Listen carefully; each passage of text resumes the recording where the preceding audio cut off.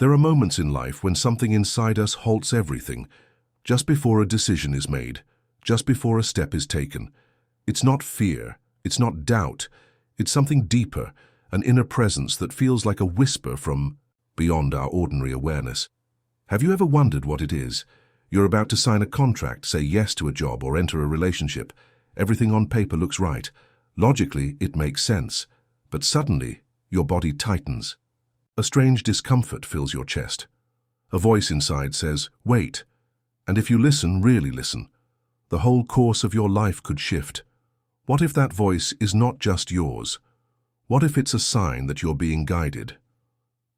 Carl Jung, the Swiss psychiatrist who dared to explore the soul in a scientific world, believed that the human psyche was connected to something vast, the collective unconscious.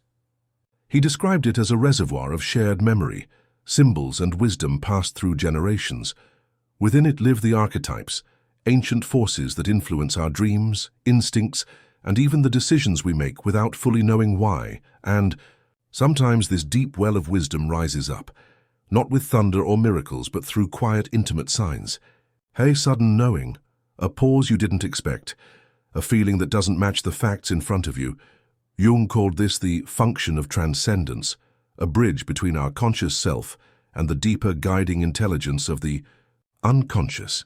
In this video, we're going to explore 5 of the most powerful signs that a superior force, be it divine, energetic, or spiritual, is walking beside you. Not just in the grand events of life, but in the fragile, hidden moments where everything could change with one yes or no. These signs don't come from outside alone. They emerge from within, from the deep place where soul and psyche meet. They come when we're most vulnerable, on the edge of a decision, in the middle of heartbreak, or when we feel like we're falling apart. But instead of chaos, we receive clarity. Instead of fear, we sense protection. And somehow we keep going, not because we're strong, but because we're held. You don't need to be religious to feel this. You only need to have suffered, to have doubted, to have reached a place where logic can't carry you anymore. In those moments, something else steps in, something wordless, patient, precise. You might call it God, or spirit, or simply life, loving you into the next step. This is not about superstition. It's about awareness, about noticing what moves in the silence, about listening to the language of your intuition, your body, your dreams, because sometimes the most powerful presence doesn't need to speak aloud to be understood. If you've ever felt a sudden peace in the middle of pain, if you've ever been saved by a decision you didn't know you were making, this video is for you. Because the signs are all around us and within us, waiting to be seen. Let's begin.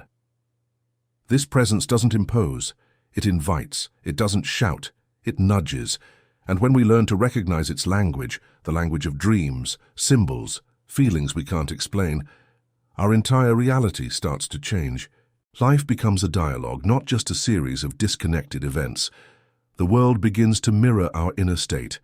What you need shows up when you're ready. Who you need meets you when your soul calls. Not always how you expect. There's a moment, subtle yet unforgettable, when something interrupts your momentum. You were about to say yes, move forward, or take a leap, but instead, your body tenses, your chest contracts, your gut churns. It feels like hesitation, but it's not. Fear, it's clarity, and it speaks without words. This is the voice that stops you. Most of us have experienced this at some point. A sudden inner resistance when everything externally seems right. You might feel a strange discomfort or a cold, inexplicable wave washing over your body. Sometimes it's a lump in your throat. Other times it's a persistent thought that refuses to be ignored. Something's off. And yet, no concrete evidence explains this sensation. What is it, really? Carl Jung would suggest that this is the unconscious mind speaking to you through the body, bypassing the rational ego. The unconscious doesn't use logic. It uses sensation, emotion, imagery. Jung called these inner movements the voice of the self, the deeper whole aspect of our psyche that strives for balance, integration, and growth. When your conscious direction contradicts your soul's truth, the unconscious intervenes. That's why this inner halt often feels so primal. It's not just emotional, It's physical. You feel it in your bones. And often it saves you from people who don't truly see you, from environments that drain you, from decisions that would fracture your spirit. This voice doesn't use fear to manipulate. It uses resonance. When something doesn't resonate with your essence, your entire being resists. And that's not weakness, that's intelligence.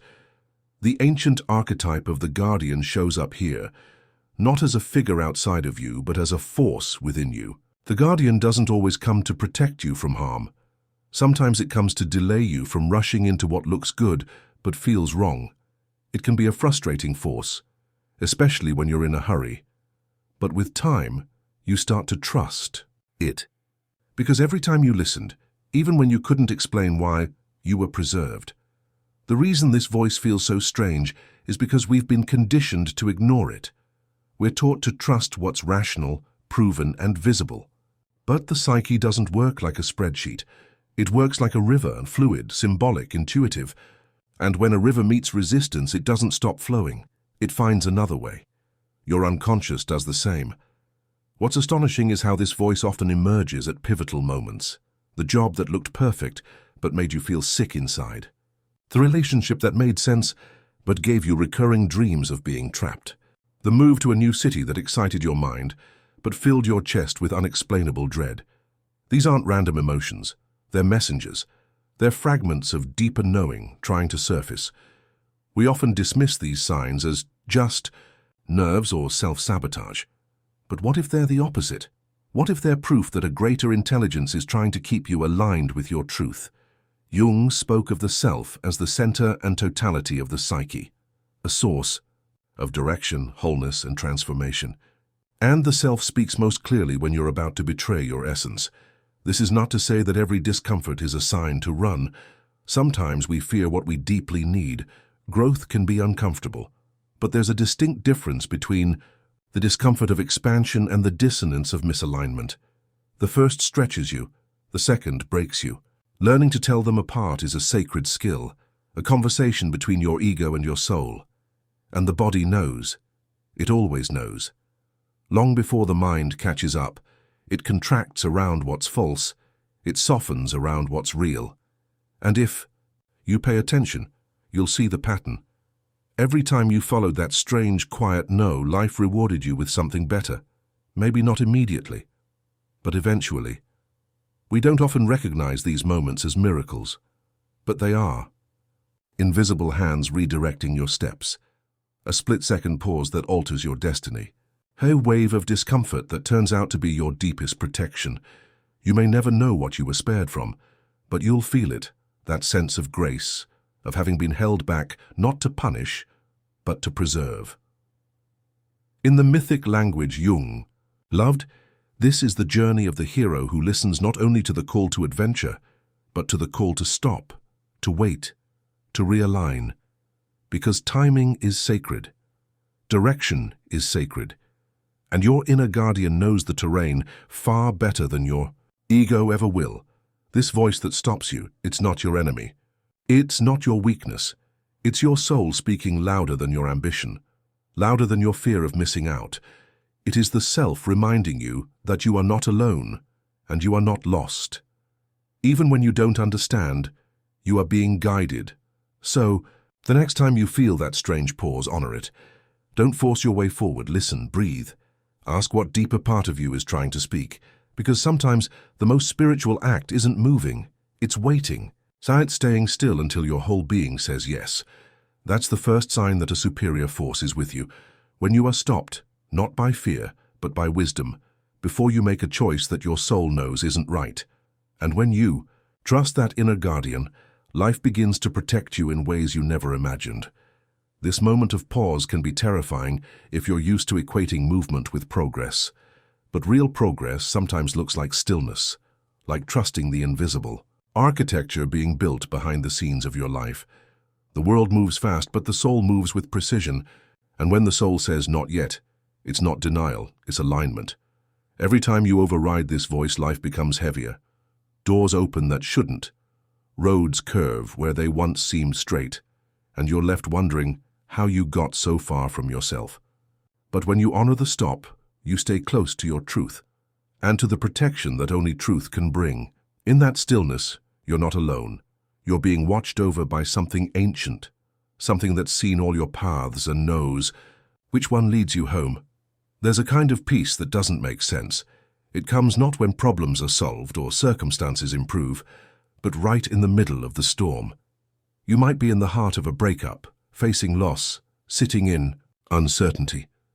And yet there it is, a strange, quiet stillness inside you, a breath you didn't expect, a softness in your chest when everything else is falling apart. This is not denial. It's not disconnection. It's not apathy. This peace is sacred. It's the kind of calm that feels like it's coming from somewhere beyond your usual self, like it's being whispered into your bones by something ancient and loving. When logic fails and emotions roar, this peace doesn't argue or convince. It simply arrives, and it holds you. Carl Jung believed that the psyche contains not just darkness but also the possibility of integration, a return to wholeness. In the most fragmented of times, when you feel like your identity is breaking, the unconscious offers a deeper center, the self. And from this center comes not control, but trust, not perfection, but presence. Think of the moments when your heart was shattered, and yet beneath the grief there was a quiet space where you could breathe. Think of the hospital rooms, the nights on the floor, the days when everything hurt. But for a second, you felt watched over. You don't know how or by what, but it was there. This peace is not passive, it's fiercely alive. It doesn't numb your pain, it coexists with it. You cry, and in the same breath you feel gratitude. You tremble, and yet something steady holds your spine upright.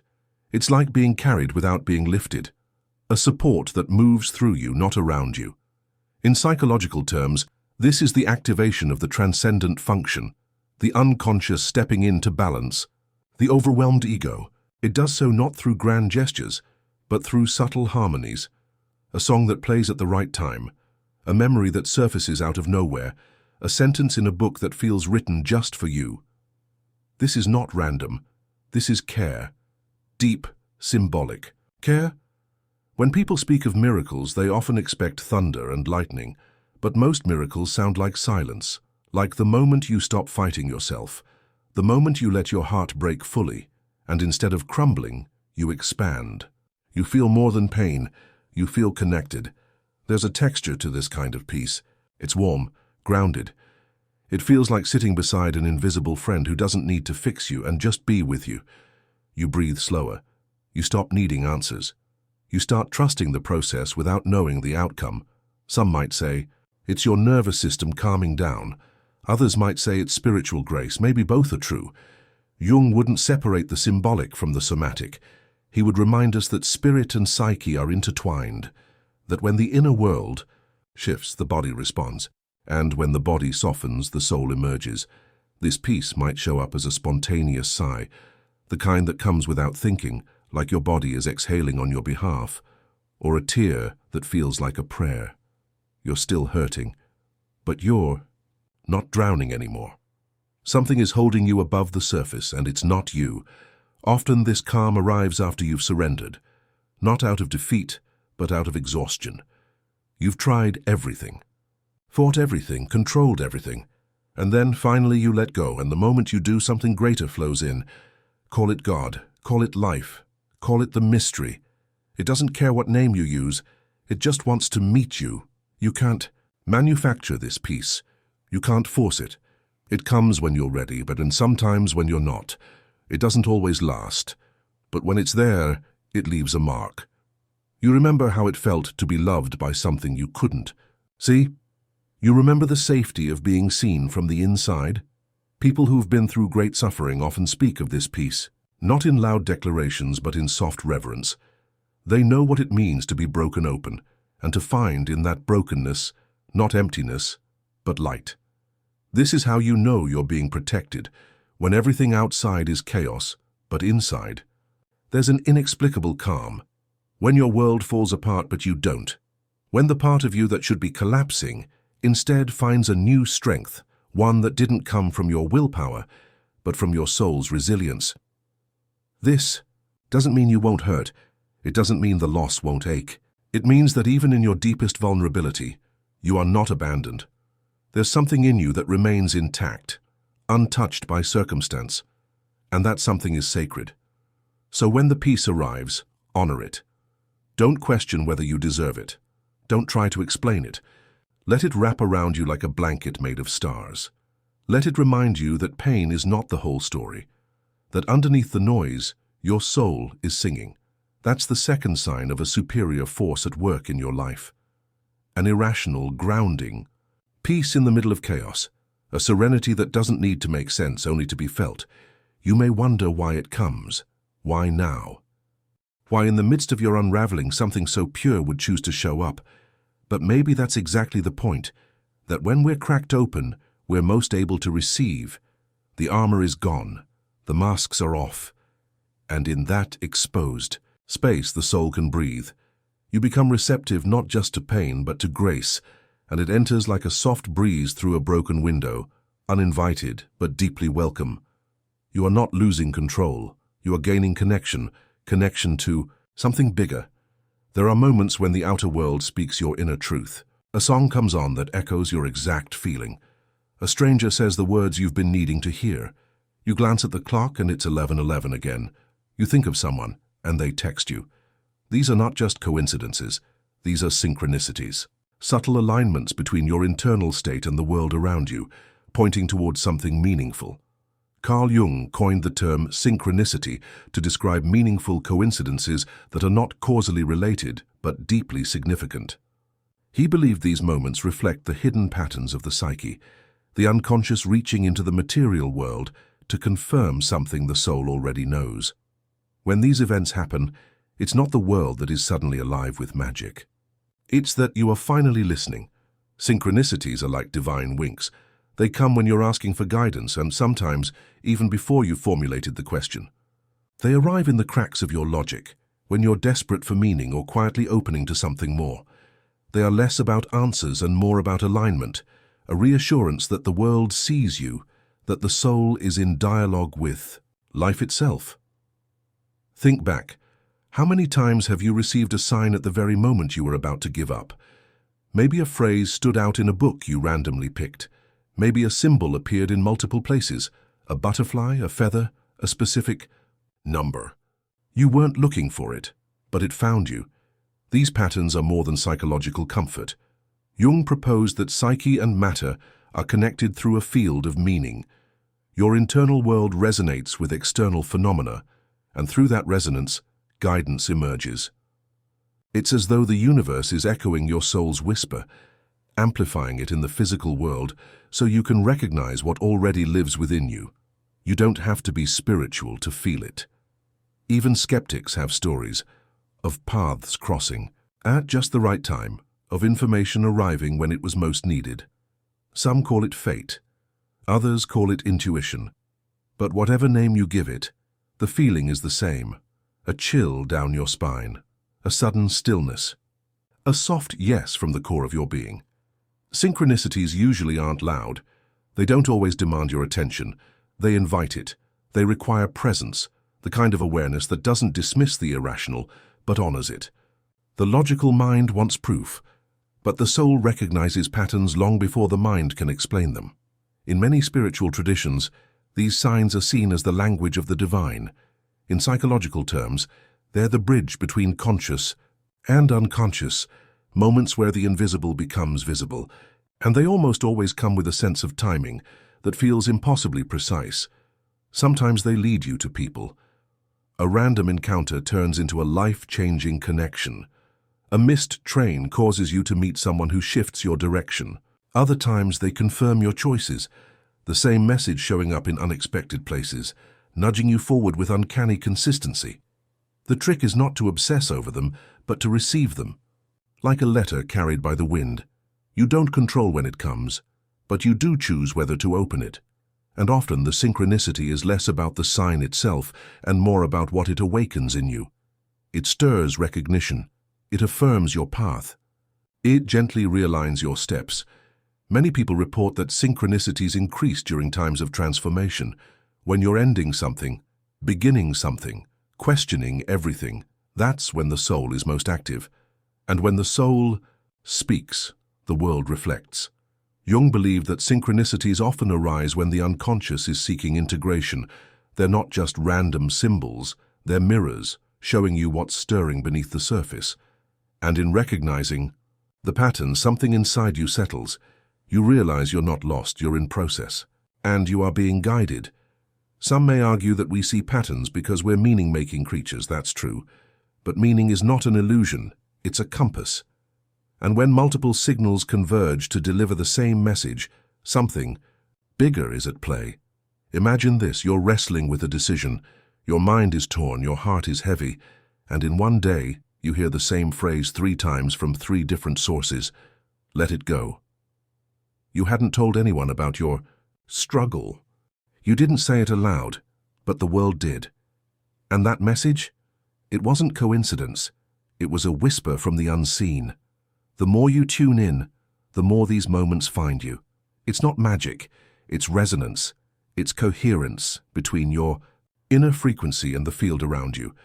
And when you're aligned, but even a little, the world responds with symbols that soothe and guide. These signs don't replace discernment. They don't eliminate responsibility, but they do offer something priceless, the felt sense that you're not alone, that life is not random, that behind the chaos there's intelligence, there's rhythm, there's care. So the next time you see a pattern that makes your heart pause, don't dismiss it. Don't reduce it to chance. Sit with it. Ask what it wants you to see. What truth is it echoing? What choice is it confirming or challenging? Sometimes the sign is not about telling you something new. It's about helping you trust what you already know. That's the third sign that you're being protected and guided. Synchronicities that whisper to your soul when you most need to hear them. They are not accidents. They are invitations to trust, to realign, to remember that you are seen by something far greater than logic. There's a knowing that has no logic, no evidence, and no explanation. Yet it feels more real than any fact. It lives in your body, not in your brain. It speaks in sensations, not sentences. This is your intuition, and when it's fully alive, it acts like a tuning fork, resonating with what is true and repelling what is false, even before. You understand why, you've felt it before. You walk into a room and instantly feel off. You meet someone and something inside tightens. You're about to make a choice that everyone approves of, but your stomach knots and your chest contracts. These reactions aren't fear, they're signals. Subtle, energetic alerts from a deeper intelligence within you. Carl Jung saw intuition as one of the 4 primary psychological functions, equal in power to thinking, feeling, and sensation. But intuition operates differently. It bypasses linear reasoning. It connects you to patterns, meanings, and truths that haven't yet emerged in your conscious mind. Jung called this capacity a bridge to the unconscious, the part of you that knows more than you can articulate. When your intuition speaks, it's rarely loud. It arrives as a gentle nudge, a flicker of discomfort, a quiet, "this isn't right." And because it often contradicts what your mind wants or what others expect, it's easy to dismiss. But over time, ignoring your intuition comes at a cost. Your body grows louder, your emotions become confused, your path starts to blur. The body is often the first place intuition shows up. It tightens when you lie to yourself. It trembles when you betray your truth. And it softens when you move in alignment. These physical cues are not irrational. They are the wisdom of your nervous system, honed by experience, connected to something larger, to the energy of life itself. Think of your intuition as a vibrational sensitivity. Like a tuning fork, it resonates when something is in harmony with your soul, and it goes silent or discordant when something is off. Even if the situation looks ideal on paper, even if every logical step is in place, if your inner vibration says no, it's wise to listen. Have you ever said yes to something that looked perfect but felt wrong? And later, you realized your body knew all along. That's not superstition. That's deep perception. It's your inner compass refusing to steer you into false territory. What's remarkable is how intuition sharpens with self-trust. The more you listen, the more it speaks. The more you honor it, the more accurate it becomes. It's not magic, it's relationship. A partnership between your conscious self and your soul's knowing. Every time you tune in, you fine-tune your sensitivity, and in doing so, you refine your alignment with life itself.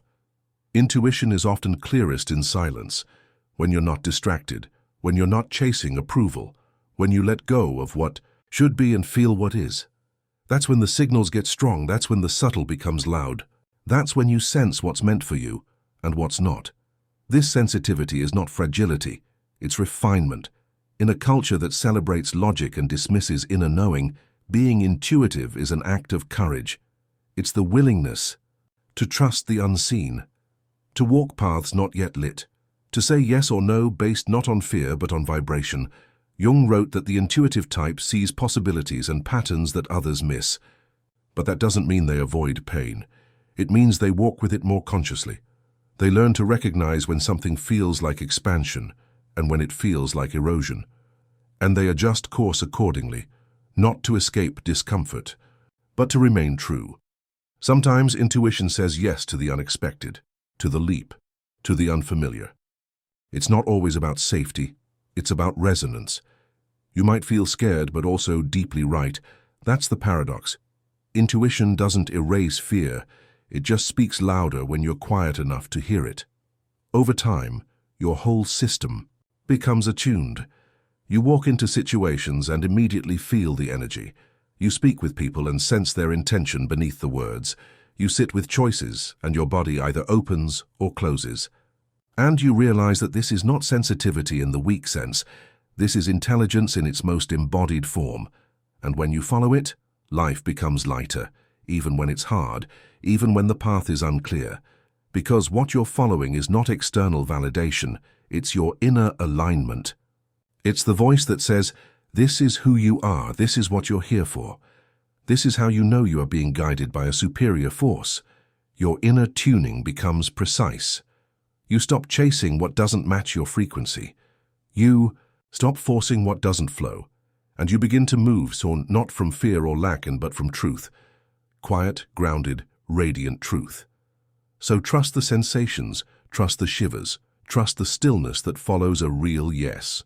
The more you honor the signals, the more they lead you toward the life that is truly yours. Not the life others want for you, not the one you were told to choose, but the one your soul has been quietly building all along. That's the fourth sign of a superior force guiding and protecting you. An intuition so finely tuned, it knows what's true long before your mind can catch up. It doesn't scream. It doesn't demand. It simply resonates with what's real, with what's sacred, with what's meant. Your body, your heart, your energy field, they're constantly reading the room, reading people, reading possibilities. And when they light up, when you feel calm and clear in your core, that's not an accident. That's alignment, that's confirmation. That's your divine compass saying, yes, this way. Learning to live from that place is the beginning of profound spiritual maturity. There is no greater proof of divine presence than a heart that stays open after being broken. No clearer sign of spiritual protection than the refusal to close off, harden, or grow cynical in the face of betrayal, loss, or suffering. When everything in you has every reason to shut down, but instead, you choose to stay soft, that's not weakness. That's grace. Pain has a way of tempting us toward walls. After disappointment, we become guarded. After heartbreak, we become suspicious. After trauma, we build fortresses. It's natural. It's human. But some part of us knows that if we close off love to avoid pain, we also close off joy, wonder, and connection. And so we make a different choice. We let the wound breathe. We let love stay. Carl Jung spoke often of individuation, the process of becoming whole. And wholeness is not perfection. It's integration. It's the willingness to hold both light and shadow, hope and grief, without letting one cancel the other. The heart that still loves after pain is a heart that has integrated its wounds into wisdom. Think about it. The people who inspire us most are not those who've never been hurt. They're the ones who've been through the fire and still offer kindness, still choose compassion, still believe in beauty. That's not naivety, that's spiritual resilience. That's the work of a force greater than willpower. That's being held from within. There's something sacred in being able to say, I was hurt, but I will not let that pain define how I treat others. To say, I've been abandoned, but I will not abandon myself or those I love. This inner resolve doesn't come from ego. It comes from something deeper, the self that Jung described as the inner divine spark, the guiding principle toward healing and unity. You may have seen it in yourself, the moment after a betrayal, when instead of lashing out, you choose reflection. The moment after a loss, when instead of shutting down, you reach out. The moment after devastation, when you still find room for hope. These choices don't erase your suffering, they redeem it. To love again after being shattered is a kind of spiritual alchemy. You are transforming pain into presence, turning scars into sensitivity, allowing tenderness to emerge where bitterness could have taken root. This is not easy. It requires immense courage. But it is proof that you are not alone. Because that kind of strength doesn't come from survival instinct alone. It comes from soul. It's one thing to survive. It's another to survive with your heart intact, to choose not only to live but to love, to remain available to life's beauty, even while carrying life's wounds. That is sacred defiance. That is quiet power. You might cry more now, feel more deeply, but that's not a flaw. That's your heart expanding, becoming a wider container for the full spectrum of life. Pain has opened you, not destroyed you. And in that opening, there's space for more light, more empathy, more humanity. Jung wrote that the self seeks not just healing, but integration, a movement toward the full expression of the psyche.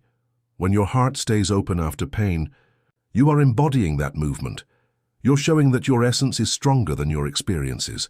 That love is not something you give or withhold based on circumstance. It is who you are. We often think that protection means walls, that to be safe is to be untouchable. But real spiritual protection isn't about insulation. It's about connection, the ability to stay in relationship with yourself, with others, with life, even when it's hard, especially when it's hard. And that's how you know you're being held by something greater, when your heart chooses light after knowing darkness, when it chooses vulnerability after being hurt, when it continues to love, not blindly, but bravely. There's no formula for this, no step-by-step path, but there are signs. You forgive not because they deserve it, but because your soul wants to be free. You cry not because you're weak, but because your heart is soft enough to feel. You show up again and again because something inside you refuses to give up on love. This is not about pretending everything's fine. It's about being real enough to say, it hurts and I still choose love. It's not about denying betrayal. It's about not letting betrayal turn you into someone you're not. That choice, again and again, is one of the clearest signs that you are not alone, that something luminous is walking with you, within you, holding your hand through the fire. To keep your heart open in a world that often encourages closing, that's revolutionary. It's divine rebellion. It's soul wisdom. It's what keeps the human spirit alive. So if you're loving through pain, trusting after loss, offering kindness when you have every reason not to, know this: you are being protected, not by shields or armor, but by the sacred force that lives in your capacity to stay soft. That's not just a choice. That's evidence. That's the fifth sign that you are protected by a superior force, a heart that continues to love, courageously, tenderly, and truthfully, even after it has been wounded. That heart is the proof. That heart is the miracle. And when you meet others who carry the same softness, the same quiet strength, you recognize them instantly. You see the light in their eyes, the depth in their presence. You understand each other without needing words, because love that has survived pain has a frequency of its own, one that calls to others who have made the same sacred choice. And in those meetings you realize you're never truly alone. The heart that still loves connects us all. It's the thread that weaves soul to soul. There's a kind of wisdom that doesn't come from books or lectures or even experience, but from the silence you carry within. It's the knowing that arrives when there's nothing left to say. The peace that holds you when everything falls apart. The decision you make with your chest, not your head. That is where the divine whispers live. Maybe you felt them in the moments you couldn't explain but couldn't ignore.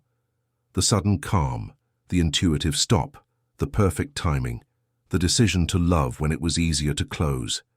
These are not just inner strengths, they are signatures of a presence far greater than logic. Jung believed that we are never fully alone in our struggles because something in us is always reaching toward wholeness. That something he called the self. You might call it spirit or life or simply the truth, and it's not outside you, it lives in you. It guides through resonance, reveals through symbols, and protects through alignment. This is how we're watched over, not through guarantees or immunity from pain, but through the quiet constancy of an inner light that refuses to go out. A light that says you are not lost, you are learning. One that whispers you are not broken, you are becoming. True spiritual protection doesn't erase the wound, but it keeps you from getting lost in it. It doesn't prevent the fall, but it makes sure you rise again with more soul than before. That is the kind of presence we can trust. Not because it makes life easy, but because it makes life sacred. So trust the calm that doesn't make sense. Trust the pause before the wrong move. Trust the symbols that feel personal. Trust your intuition. Trust your heart when it insists on love. Because if you feel these things, not just once but over and over again, you are not imagining it. You are being held. You are being guided. And the greatest sign of all? You're still here. Open, awake, loving. That is the proof. That is the presence. That is the point. If this resonated with you, make sure to like the video, leave a comment with your story, and subscribe for more soul-aligned reflections. And in the stillness of your becoming, remember, what protects you most is not outside of you but within.